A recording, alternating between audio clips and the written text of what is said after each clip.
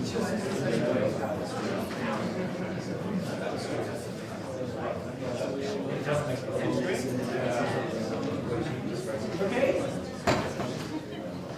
Good morning, everyone. Yesterday, Chris explained us beautifully how we could have a better microscope that costs ever more money. And tomorrow, Monday, Paul and I will explain about how programs get better and bigger and more expensive computers, we can do more and more image processing. However, Laurie today will give perhaps what is probably the most important lecture for many of the projects that you might do on the microscope, and that's sample preparation, because it doesn't really matter how much money you throw at microscopes or at image processing afterwards. If the sample that goes into the scope isn't good enough, then that will make your life much harder. So spending more time on getting a better sample will often be a much more efficient route to getting a beautiful structure. So, Laurie, thanks. Okay, yeah, so as Shar said, this week you've heard about image formation and the optics of the microscope from Tony, Shores, and Chris. And I'm going to tell you about proteins. And you've also seen this slide. These are high-resolution structures recently determined by electron microscopy, including the yeast mitochondrial ribosome from Venke's lab. And I think this really illustrates how exciting EM is at the moment, that we can really see, such high-resolution features and get so much information from protein structures in the EM. And Chris also showed us yesterday how the optics of the microscope isn't limiting the resolution that we achieve. So this is a platinum iridium sample, and you can see the tone rings on the Fourier transform extending beyond 1.9 angstrom resolution.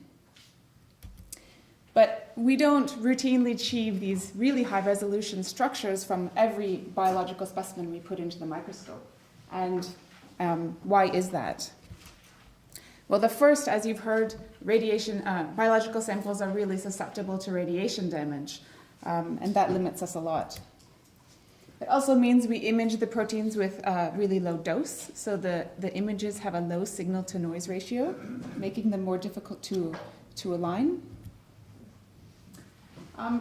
We still have imperfect detectors, although the last few years has seen a real revolution with the advent of these direct electron detectors. Data analysis and software sometimes limit the resolutions we can achieve. Lots of bad things happen when we image the proteins in the microscope. So the grid, the ice, and the proteins themselves move, causing blurring of the images and limiting the high-resolution information content. And finally, we often have suboptimal samples. So perhaps the particle density isn't optimal. The ice thickness may not be optimal. Sometimes we have conformational heterogeneity or compositional heterogeneity. For example, if you're missing a subunit or have some damage to some of the particles. And so today I'm going to go through some of these. I'm going to tell you how we address radiation damage with low-dose imaging. I'll tell you a little bit about image blurring, and we'll go into details about sample preparation. Okay, so what are the goals of sample preparation? Firstly, we want to preserve or stabilize the proteins in their native state in the aqueous solution. And it's important to remember that the electrons don't travel through air, they travel through vacuum in an electron microscope. So this aqueous solution has to be stable in a vacuum. We also want to, as much as possible, preserve the sample from radiation damage.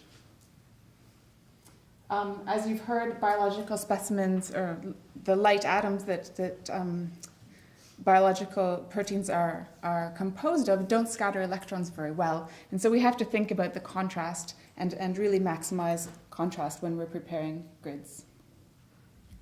So today I'm going to go through the sample requirements.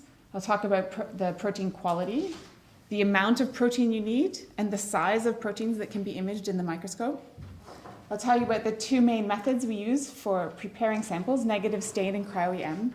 I won't go into sample preparation for tomography or other methods that aren't used very often anymore, like rotary shadowing and freeze fracturing.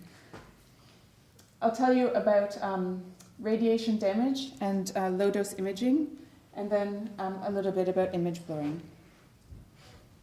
Okay, so the structures that I showed you in the beginning, ribosomes are a good example. Big protein, lots of signal, easier to align. But how small can you image, or how small can you handle? And I guess that depends a little bit. I used to always say something smaller than 500 kilodaltons was difficult. But this TRPV1 channel that was determined to 3.4 angstrom resolution has a mass of only around 300 kilodaltons. So we're doing pretty well and can look at reasonably small proteins.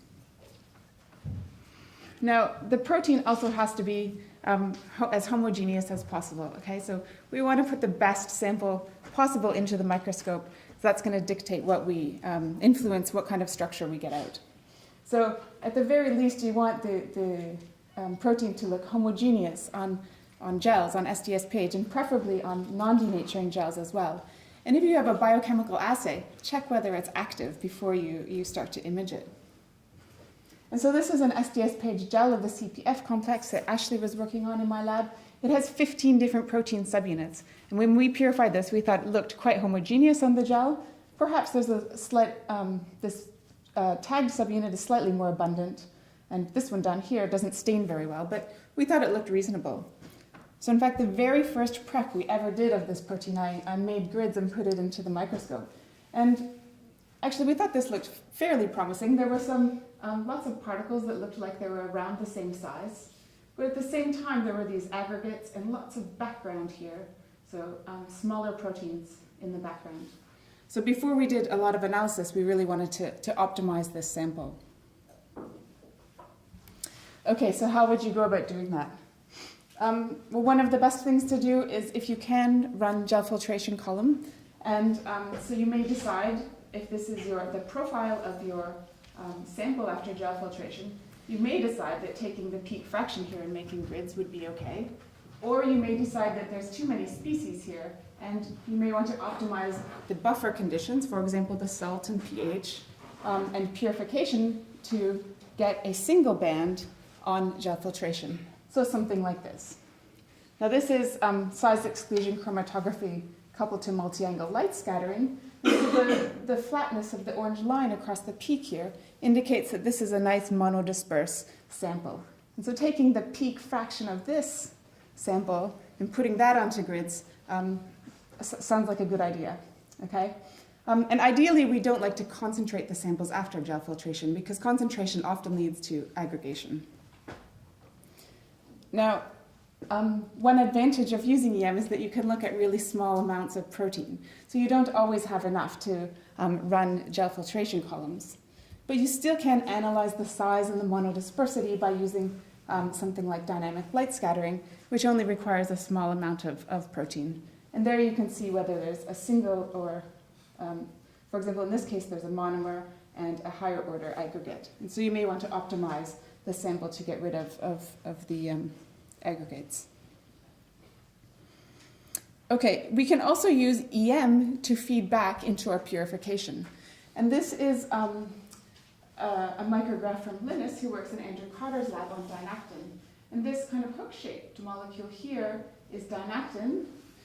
So that looks quite nice. You can see lots of dynactin molecules on the micrograph.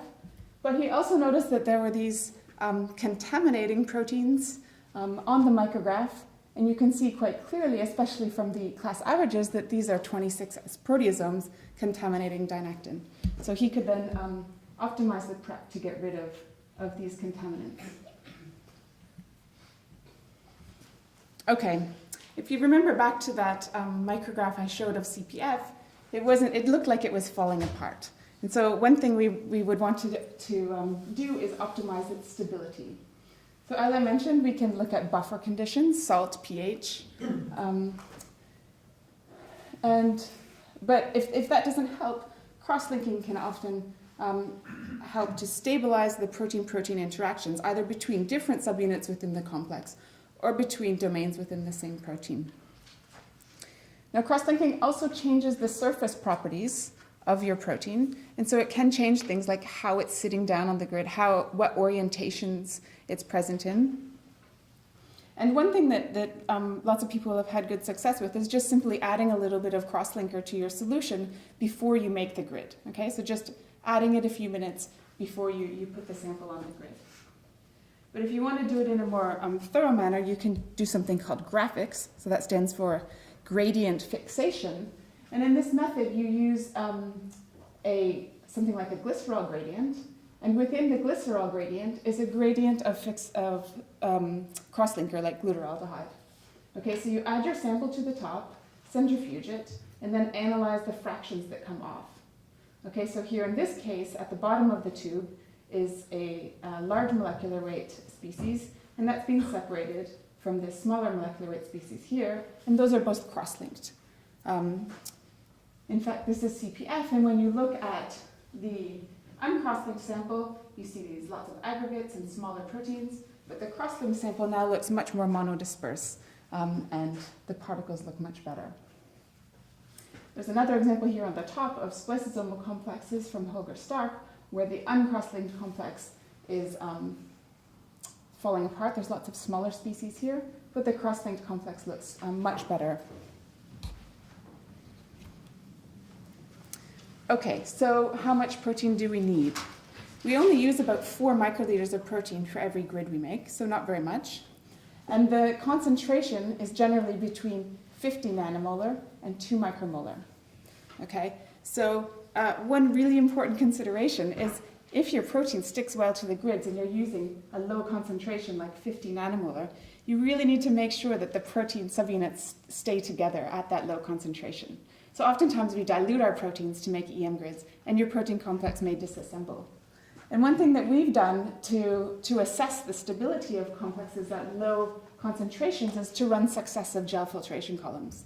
So here in blue is the first run of a protein complex, and we took this peak fraction here, pooled it, and ran it again in red, and then took the peak fraction again and ran it shown in magenta here.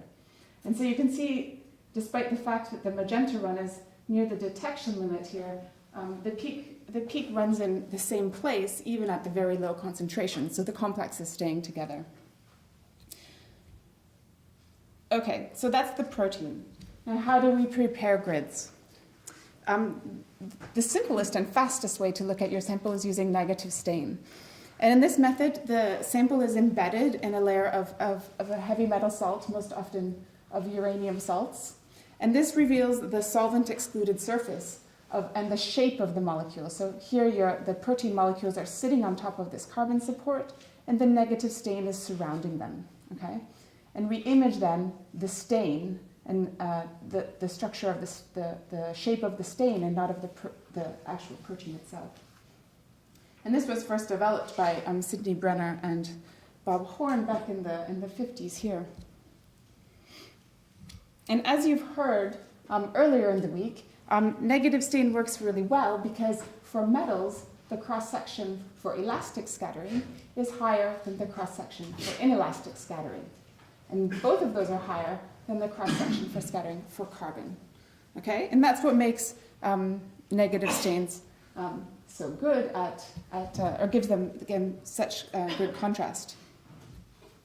And this is an image shown by Tony on Monday of a virus particle. And you can see quite nicely the structure of the outside of the virus here. Now, as a more recent example, this is the anaphase promoting complex from David Barford's lab. And they made recombinant APC, purified it on an ion exchange column. Here's a gel of all of the subunits. It was then purified on a gel filtration column. And here's a negative stain image of those particles. And I think this is a really beautiful example because the particles are really well stained. They're well dispersed on the grid, and you can see there's not much aggregation or background. Now, if you look at the same sample by cryo-EM, that's shown over here. And immediately you can see the difference in contrast that these two methods give. Okay, so you can see the particles much better here than you can here. And I'd just like to point out that it's really the denser part of the specimens that's scattering the electrons. And that part appears dark in the image, and that's why the proteins are black in the cryo-EM image because the protein's denser than the surrounding solution, but the proteins are white in the negative stain. Okay, so how do we make a negative stain grid? The grids are 3 millimeter metal grids, and they're usually covered with a layer of continuous carbon. And the first thing that we need to do is make those grids hydrophilic, because the carbon is quite hydrophobic, and you won't be able to put your solution on them. And to do that, we use something called plasma treatment. And that's, you make this plasma by ionization of gas under a low vacuum. And if you do it in air, we call it glow discharging. But you can also do it under more defined conditions using, for example, oxygen, argon, and hydrogen. And this is the machine that we have here in the EM prep room just beside us. And this has a holder for grids. So the ions then interact with the surface of the grids, removing contamination and making the surface hydrophilic. But you can also add other molecules into the glow discharge or plasma treatment to alter the surface, for example, a myelamine. Okay, so after we've made the grid hydrophilic, we want to add our protein sample. Okay? The protein adsorbs to the carbon. We then add the stain solution. We blot away the excess liquid and dry it so that forms this salt, this crystallized salt around your protein. Now the big challenges here are getting an even, uniform layer of stain, getting the protein to adsorb to the carbon, and stability of the protein. Now, the negative stain can be quite a harsh treatment, but in some cases, it's thought that the negative stain may actually stabilize or fix the protein. And these are some examples of myosin filaments where in high salt or calcium, they dissociate. But after a short 10 millisecond wash with uranyl acetate, those myosin filaments are stabilized. And this is, again, another example of paracrystalline actin filaments. And when you decrease the magnesium concentration, they dissociate, but a short wash of uranyl acetate maintains their structure. So despite the fact that these stains have quite low pH, they may actually fix proteins. Now, the most commonly used stain is uranyl acetate. That has very high contrast, low pH of around 4. Uranyl formate's also used quite a lot. It has a finer grain size, so it's better for smaller proteins, but it's less stable in solution. There are some other stains which can be made up to a neutral pH, but they have a lower contrast. So I mentioned grain size here. Now, that's quite important for EM because of proteins, because the grain size of the stain determines the resolution that we can achieve. And so if you think about Kyla in the ball pool here, if you looked at only the balls, you would be able to get an overall shape of what she looked like. But on the other hand, if I could convince her to let me bury her in the sand, and we would look at just the sand grains, the sand would give a much higher resolution structure.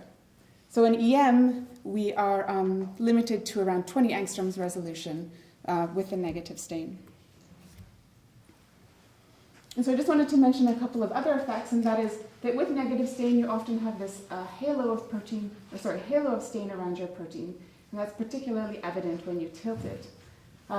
In order to avoid that, you can make a thicker layer of stain, or you can sandwich the stain and the protein between 2 layers of carbon. Okay, so advantages of negative stain. It's quick. It's easy to screen lots of different conditions. So you can probably screen about 10 or 20 different conditions in one day. It's really high contrast, so it's good for having a quick look at even small molecules. We don't have to worry about radiation damage very much, so we can use a reasonably high dose. It's relatively straightforward to learn. Disadvantages, as I mentioned, there's a limited resolution.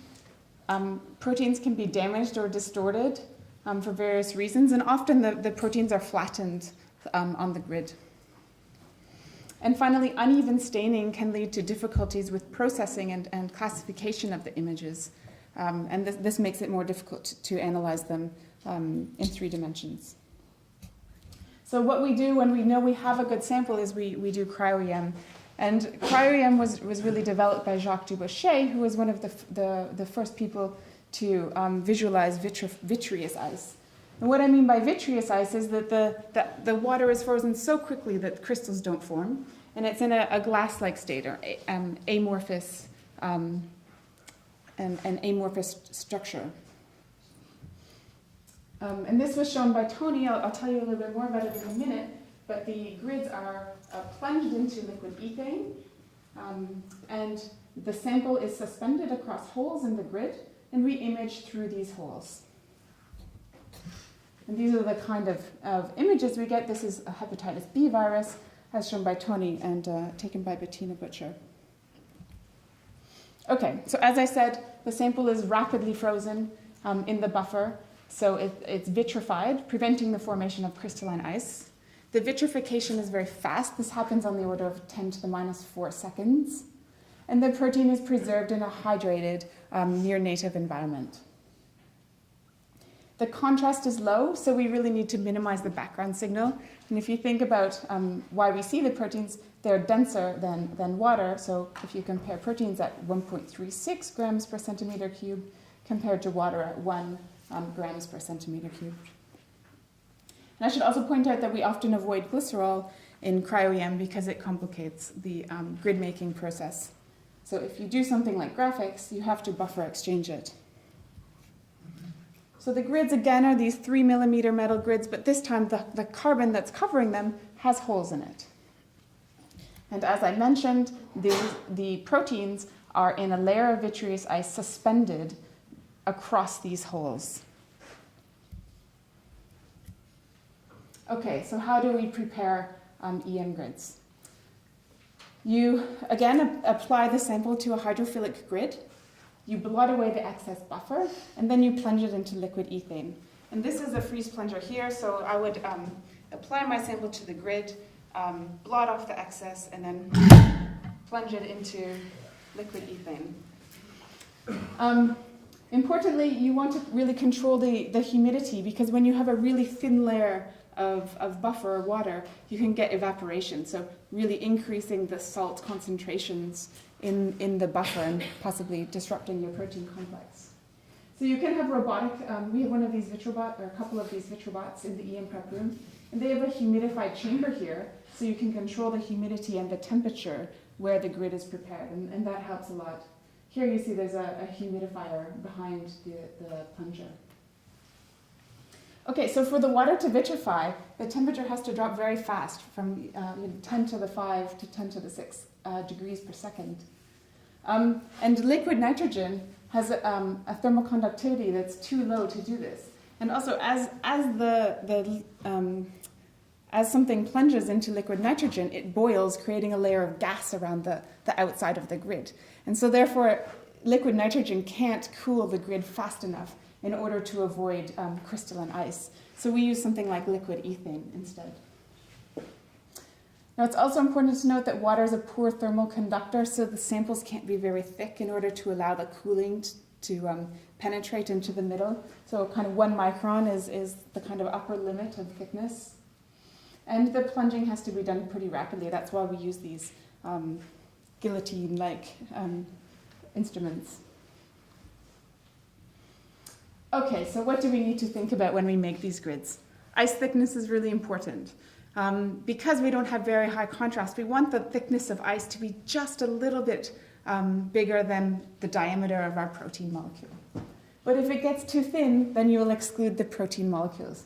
So here, Chris was imaging ribosomes, and you can see that the center of the hole, the ice got too thin and excluded the ribosomes, but the ice is thicker towards the edges of the hole, and you have crowded ribosomes here. I mean, it's likely that adjacent holes would have slightly thicker ice, and you would be able to image those.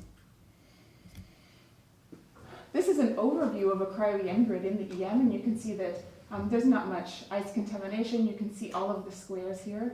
And holes of good ice thickness might look like this. There's a little bit of a gradient of ice across the holes here, you can see. But if you don't make your grids hydrophilic enough, the buffer will be repelled from the grid bars, leaving a pile or a big drop of water in the center of the grid squares. So this is really characteristic of incomplete wetting, and you would want to go back and adjust your plasma treatment in order to make your grid more hydrophilic and avoid this situation. I think Paula's going to go into ice quality a little bit more tomorrow, but this is just to show you some examples of crystalline ice. Here you can see the striations in the crystalline ice, and you wouldn't want to use these for imaging. Again, some more crystalline ice. And here you see this is likely surface contamination, so water has been deposited on top of the grid. You can see that there's a lot of background signal in these images, including big chunks of contamination. And so this happens because the vitreous ice can undergo a phase transition to crystalline ice. And this is a plot of temperature versus the log time. And in fact, devitrification can occur in only 5 minutes at minus 120 degrees Celsius.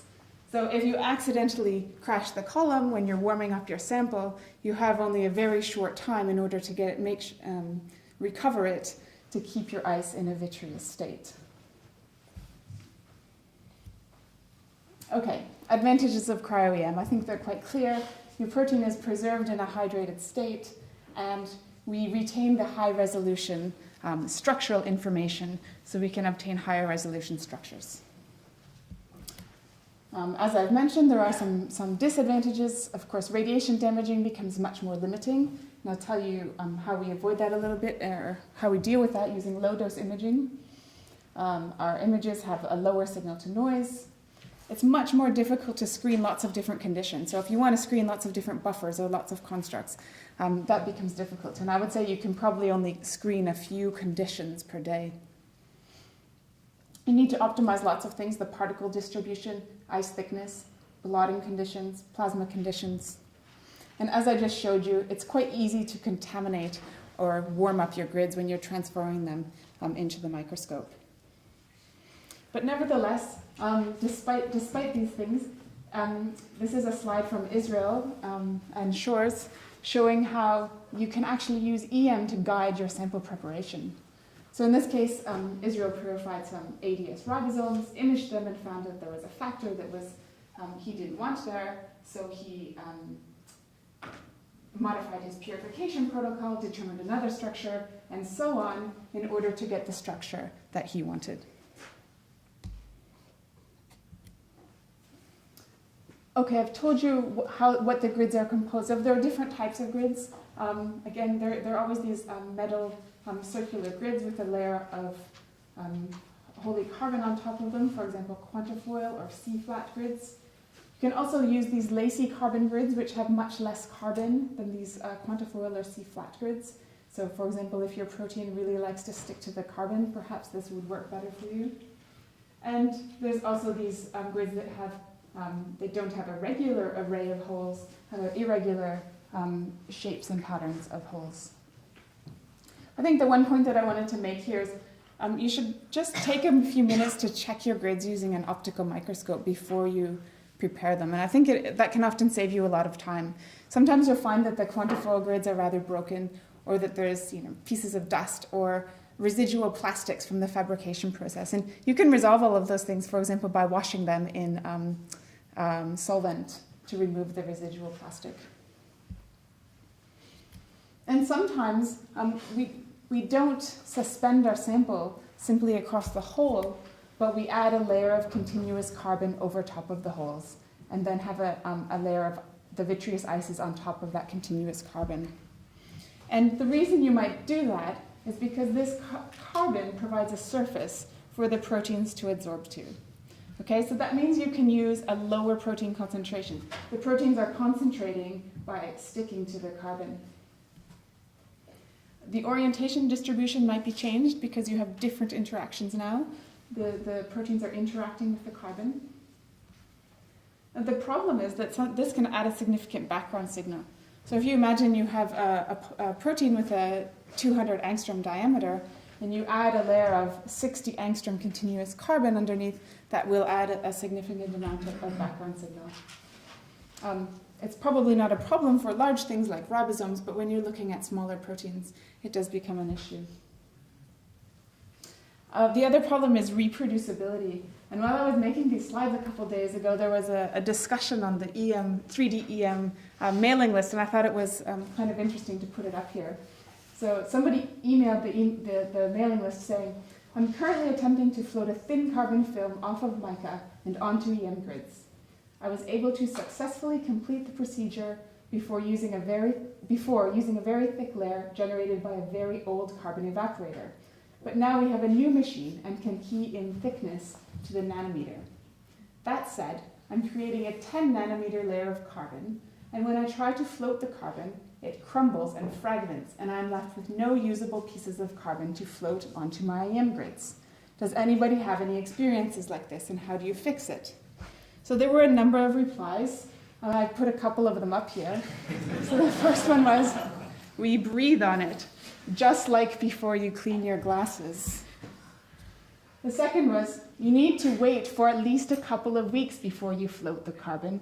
We normally wait about a month.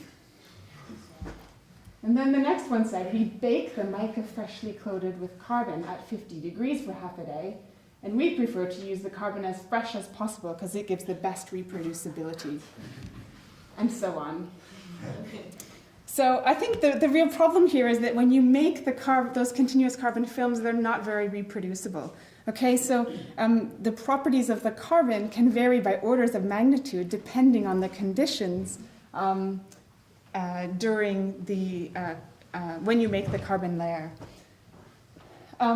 So I guess what I can suggest is when you do use a continuous carbon layer, make a big batch of them and make a lot of grids at once, and that way you'll have hopefully a more reproducible situation.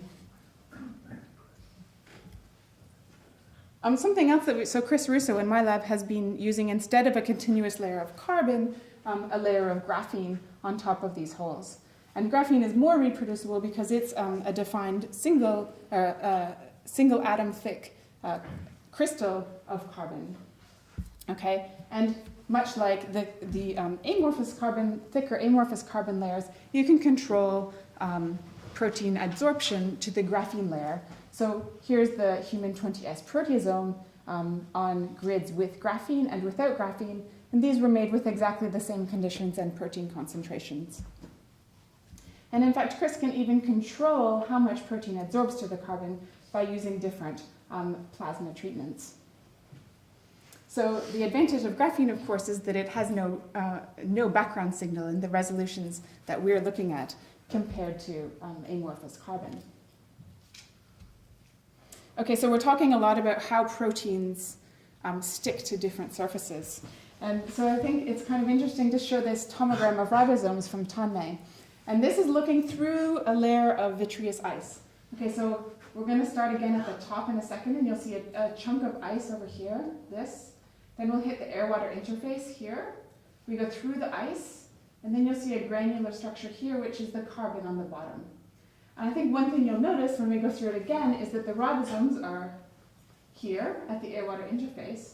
They're not in the middle of the ice, and they're stuck to the carbon. So all the ribosomes are either at the air-water interface or stuck to the carbon below. And I think that's really important to keep these things in mind when you're making grids. And so you can control these things using buffer conditions, for example, different pHs or different salts. You can use detergents or lipids to protect or to modify the surface, the air-water interface, so that the proteins aren't seeing the air-water interface anymore, they'd be seeing lipids or detergents.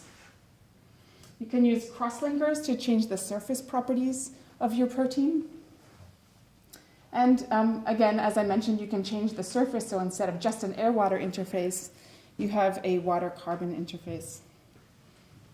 Okay, so why am I going? I've told you that the proteins interact with the surfaces, and this can sometimes cause preferential orientation. So for example, the hydrophobic part of your protein might stick to the air-water interface. And if you only have one orientation on your grid, you won't be able to get a 3D structure. But even worse than that, proteins denature when they come in contact with air. So as you all know, when you mix egg whites with air, you get this, you can make meringues, and you have this white fluffy mixture because the egg white proteins are denatured. Okay, and the same thing happens on our grids. When the proteins encounter the air-water interface, they also denature. And so this is the CPF put onto a grid at a very high concentration. And although we can see a few isolated particles, you often see these kind of stringy, denatured, massive proteins. And so it's something we really have to think about and work on. And I think it's probably instructive if you think about the surface area to volume ratio on these grids. So if we compare a 1 microliter drop of water to a 1 micron hole with a 10 nanometer thick layer of ice on it, there's a difference, there's 7 orders of magnitude difference in the ratio of the surface area to volume. So it's not a big surprise that we see a lot of protein denaturation on our grids. Okay, so I'm just going to move on to some other things. These are some other interesting methods we can use during EM. This is Nigel Unwin studying acetylcholine receptors, and he is interested in how the acetylcholine ligand, what it does when it binds to the receptors. Okay, so he's modified his plunge freezer to have an atomizer that will spray acetylcholine onto the acetylcholine receptor tubules as he's plunging it. And he's put ferritin inside so he can see where the acetylcholine has hit the proteins. Nigel gave me this little movie where you can see, if you look very closely, there's a puff just before, you can see the puff right here, just before the grid hits the ethane. So this is allowing him to look at these time-resolved processes and look at very quick things. Things that happen on a very short time scale. Okay, so when you're making cryo-EM grids, there's a number of parameters that you want to optimize. Protein density on the grid, the interaction of the sample with the interfaces, and the quality of the ice. But I'm going to move forward now and go back to radiation damage, and you've heard quite a lot about that in the last couple of days. I thought it was interesting to put up what the effect of 100 keV electrons have on biological materials. So if you put 10 to the minus 6 electrons per angstrom squared, you can kill E. coli. 1 electron per angstrom squared can break bonds in aliphatic amino acids. 10 electrons per angstrom squares can break bonds in aromatic amino acids, and nucleic acids are much more stable in the electron beam. So I think this is quite interesting to look at, considering we use on the order of 16 electrons per angstrom squared in our images. So we're in this region here. And we know, as we've heard earlier in the week, that the radiation damage causes a more rapid fading of the high-resolution Fourier components than when compared with the lower resolution components. And this has been known for a long time, but fortunately for us, I'm not going to go into the details here. You'll hear more about this from maybe Paula and Shores about particle alignment. But what I want to tell you is that this is a plot of particle alignment versus the resolution that's required for those particle alignments. Only the low resolution structural features are required for alignment. So what is the shape of the particle? What are the positions of the domains? Not where are the individual amino acids. So fortunately, even with a really even with the doses that we use in electron microscopy, normally, as I said, 16 electrons per angstrom squared at 300 keV, we can still maintain that low resolution information.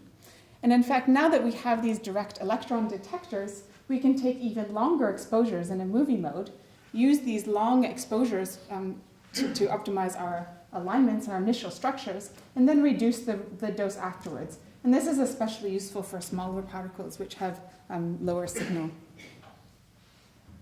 But I think it's really important to state that you need to clearly see the particles in your micrograph, and if you can't see them, you won't be able to align them. Okay. So because the samples are so radiation sensitive, we really need to minimize the exposure of the sample as much as possible. So we use this special method called low-dose imaging. And this, in this method, we have 3 different settings: a search mode, which is low magnification, is this green spot here. And you can use that to look around your grid and find areas of good ice. Okay?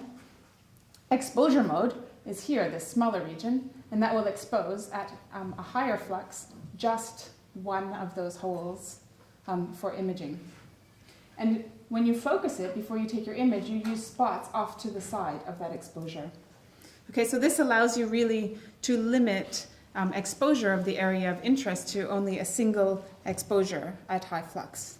Okay, and the software in the microscope allow us to easily switch between the different modes so that we can really control the limit the radiation damage before we've imaged the particle. Now, of course, radiation damage is a major factor, but when the electron beam does hit the sample, lots of really bad things happen. Okay, so the grid, the protein, and the ice all move around. Okay, and as they move, we're imaging them, and the image becomes blurred. And that blurring really affects the resolution of our structures. Okay, so now that we have these electron detectors that can take movies, we can analyze how the particles move in the electron beam as we're imaging them. And so this is some images taken by Xiao Chen in Schwartz's lab, and these are ribosomes. Both of these are 1-second exposures taken with 16 frames, as a movie of 16 frames. And what they've done, what Schwartz and Xiao Chen have done, is tracked the particle motions across the movie. So the red circle and the green circle represent the starting and the final positions of the protein, and those are connected by a white line. And I should say that these motions are exaggerated by 25 times for illustrative purposes. And so the image here on the left, you can see the particles don't move very much. They move up to 1.5 angstroms. But the one on the right, the particles move quite a lot in a rather complicated pattern, up to 10 angstroms. So it's not difficult to see how motion by 10 angstroms will limit our reconstructions. So we can analyze this motion more statistically, and that's shown here in speed plots done by Chris in my lab. And here you're looking at the ensemble displacement of thousands of ribosome particles over a 1-second exposure. And so what you can see is that there are 2 phases of motion, and we can, so just to get the scale right, this is 5 angstroms here. And particles move differently on different substrates. So this is on amorphous carbon, on unsupported ice, and graphene. And we can reduce the motion somewhat by using graphene or by using a very thick layer of carbon, this line down here. But one of the big problems is that most of the radiation damage occurs in those first few frames where there is still the largest motion on the grid. Now, fortunately, we can correct for a lot of this motion using software. And I think that's particularly nicely shown here in this image of large virus particles. So this is a normal 1-second exposure with 16 electrons per angstrom squared, the average of all 16 frames, and this is what we would have normally taken on film or CCD before we had the capability of imaging with movies. But if you take each of the individual frames and align the viruses and re-average them, you can see that we can recover a lot of that high-resolution information. I think this is really striking. And it also improves the resolution of our 3D reconstructions. Okay, so just to summarize, I hope I've stressed that really making the best sample possible is really important before putting the sample in the electron microscope.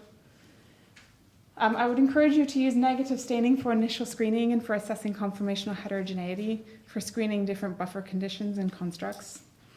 But ultimately, the high-resolution information is preserved during vitrification, and that's where you're going to get your high-resolution structures. And that's it. So thank you very much.